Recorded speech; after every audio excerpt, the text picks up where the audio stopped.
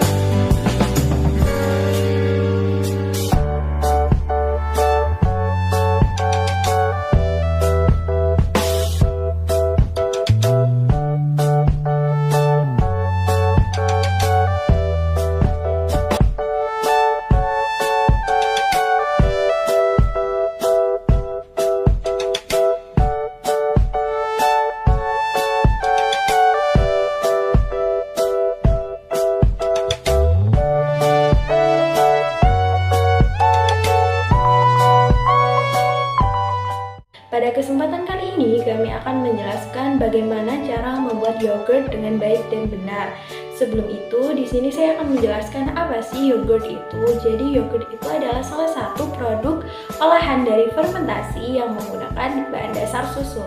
Dan untuk bakteri yang membantu fermentasi tersebut ada dua, yakni bakteri Streptococcus thermophilus dan juga bakteri Lactobacillus bulgaricus. Nah, bakteri-bakteri ini bermanfaat atau baik untuk pencernaan manusia. Maka dari itu, yogurt ini disarankan untuk diminum manusia karena memiliki manfaat yang baik bagi pencernaan manusia.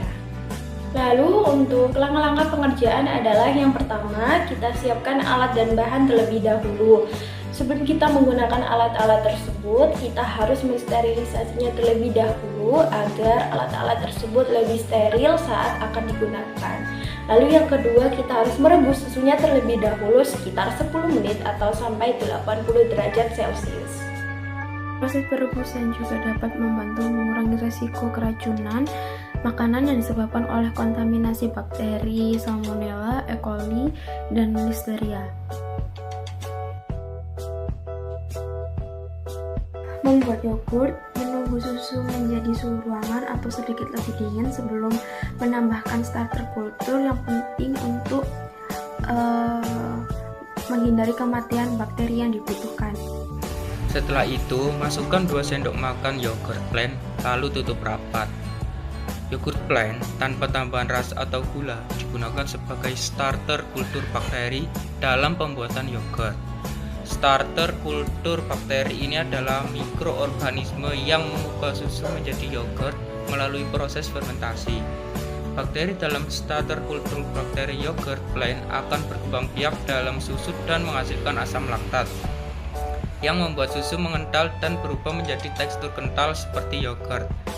Bakteri ini juga memberikan rasa dan aroma khas yogurt.